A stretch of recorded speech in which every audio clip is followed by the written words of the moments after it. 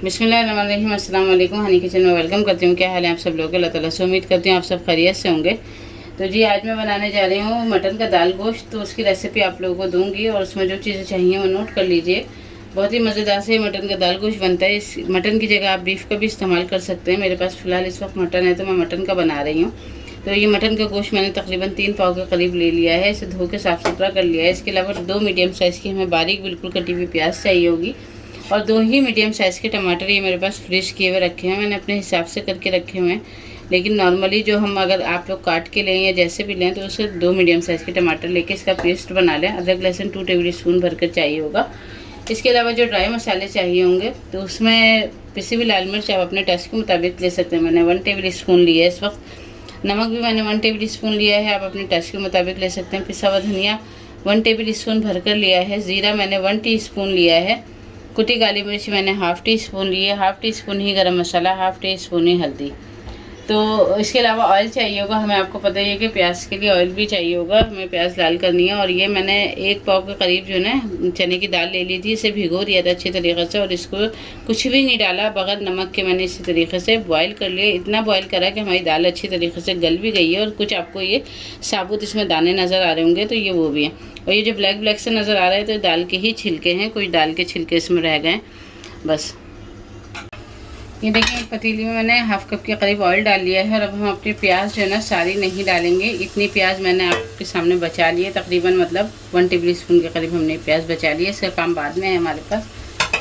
अब इस प्याज का जो है ना हम कलर चेंज करेंगे, थोड़ा सा हमारा गोल्डन कलर आ जाए इसमें, तो फिर हम आगे का प्रोसेस देखते हैं। प्याज का हमारी गोल्डन कलर हो गया है। अब हम अपना ये मटन डालेंगे इसके अंदर और अच्छी तरीके से इसकी भुनाई करेंगे मटन की। मटन मैंने डाल दिया है, साथ ही अदरक लहसुन हम डाल देंगे। अदरक लहसुन ये थोड़ा सा पतला है मेरा तो इस तरह से आपको ज़्यादा लग रहा होगा, लेकिन ये है सिर्फ 2 टेबल स्पून ही। टमाटर भी डाल देंगे हम अपना और अब हम इसकी अच्छी तरीके से भुनाई करेंगे एक बार। सारे ड्राई मसाले भी साथ ही डाल दूँगी इसमें और बस इसको इस तरीके से मिलाकर और इसमें इतना पानी डालूँगी मैं कि ये हमारा मटन अच्छी तरीके से उसमें गल जाए। मटन आपको पता है थोड़ा सा टाइम लेता है, कभी जल्दी भी गल जाता है लेकिन ज़्यादातर मटन टाइम ही लेता है। तो बस फिर बीच में मैं चेक करती रहूँगी और मिलते हैं फिर जब ये गल जाएगा इसका गोश्त तो फिर मैं आप लोगों को दिखाऊँगी। तो ये देखेंगे इसमें इतना पानी डालूँगी कि हमारा मटन अच्छी तरीके से गल जाए। तो तकरीबन मैंने ये 3 गिलास के करीब मैंने इसमें पानी डाल दिया है, क्योंकि ये देखें ये कटोरा है बड़ा, तो इसलिए मैंने इसमें 3 गिलास के करीब बनाए ये पानी। तो मैंने डाल दिया इतना अंदाजे से कि इसमें मटन मेरा गल जाएगा इंशाल्लाह। तो बस अब कवर करके रख दूँगी और जो है ना क्या कहते हैं फिर दिखाती हूँ आप लोगों को। चलिए देख लेते हैं, हमारा गोश्त तकरीबन गल चुका है और हमें 1 घंटा हो गया ये पकते हुए। बस अब हम इसकी भुनाई करेंगे। रोगन देखें आप साइडों से ऊपर आ रहा है, थोड़ी सी अच्छी तरीके से इसकी भुनाई करते हैं। चलिए जी देखें हमारी भुनाई तकरीबन हो चुकी है। ये ऑयल आपको नज़र आ रहा है कि ऐसा ऐसा ऊपर से आ रहा है ऑयल।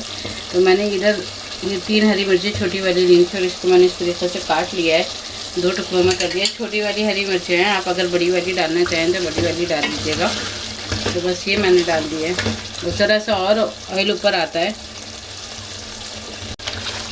ये देखें सारा ऑयल ऊपर आ गया है हमारा साइडों से भी। अब हम अपनी जो ये चने की दाल है ये इसके अंदर मिक्स कर देंगे। चलिए देखें मैंने चने की दाल इसके अंदर मिक्स कर लिया। अब मैं इतना पानी डालूंगी कि जितना हमें इसको पतला रखना है। बहुत ज़्यादा ही ना पतला रखूँगी ना बहुत ज़्यादा गाढ़ा रखूँगी, बिल्कुल ढाबा स्टाइल। ये बहुत ही मज़ेदार से ये दाल गोश्त बन के रेडी होगा। तो बस इसको अभी दम पे रखते हैं और दम पे तकरीबन 15 से 20 मिनट के लिए हम रखेंगे बिल्कुल लो फ्लेम पे। और फिर आगे इसमें बताती हूँ कि आगे और मज़ीद क्या करना है हमें। चलिए देखें हमारे तकरीबन 20 मिनट हो चुके हैं और हमारा ये दाल गोश्त मज़ेदार से ढाबा स्टाइल का रेडी हो गया है। अब हमें क्या करना है, मैं बस इतना ही गाढ़ा रखूँगी और ना इतने ज़्यादा इससे ज़्यादा पतला रखूँगी, क्योंकि अभी मैं ये रखूँगी तो ये और थोड़ा सा गाढ़ा हो जाएगा। तो बस हम चूल्हा बंद कर देते हैं इसका।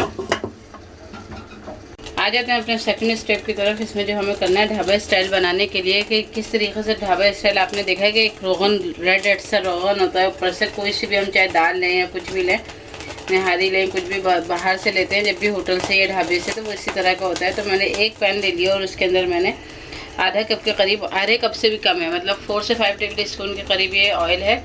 और ये जो मैंने प्याज बचाई थी आपको दिखाई थी, तो ये प्याज हम थोड़ी सी ब्राउन करेंगे।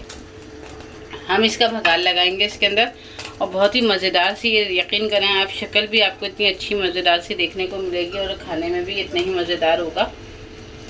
ये देखें, ये हम इसका भगार बना रहे हैं। हमारी प्याज ब्राउन होने वाली है। अब हम इसको रेड कलर देने के लिए, देखिए मेरे पास ये कश्मीरी लाल मिर्चें हैं, तो हम 1 टेबल स्पून भर के इसमें डालेंगे ताकि हमारा अच्छा सा रेड कलर आ जाए और ज़बरदस्त सा हमारा ये भगार तैयार हो जाए। ये देखें, बिल्कुल ढाबे स्टाइल का बनेगा, बहुत पसंद आएगा आप लोगों को। बस मैं फ्लेम ऑफ कर देती हूँ और अब इसमें भगार लगाती हूँ। ये देखिएगा, आपको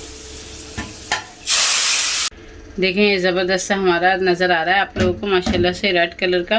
तो ये बिल्कुल ढाबे के स्टाइल का हो गया और ना इसमें मिर्चें तेज़ होंगी, क्योंकि कश्मीरी लाल मिर्च आपको पता है वो तेज़ नहीं होती। बस मैं अभी डिश आउट करती हूँ और आपको दिखाती हूँ। चलिए, ये देखें हमारा मज़ेदार सा बिल्कुल ढाबा स्टाइल मटन जो है ना, क्या कहते हैं, दाल गोश्त बन के रेडी हो गया। आप इसको बीफ में भी बना सकते हैं, बहुत ही मज़ेदार से ये बनेगा। देखने में जितना ये खूबसूरत और मज़ेदार लग रहा है, तो मुझे यकीन है मतलब कि आप लोगों को रेसिपी पसंद आएगी और खाने में भी ये इतना ही मज़ेदार है। तो अगर रेसिपी पसंद आए तो प्लीज़ इसको लाइक शेयर ज़रूर करिएगा। चैनल पर नए हैं तो चैनल को ज़रूर सब्सक्राइब करिएगा। मिलेंगे इंशाल्लाह फिर किसी नई वीडियो में किसी नई रेसिपी के साथ। अल्लाह हाफिज़।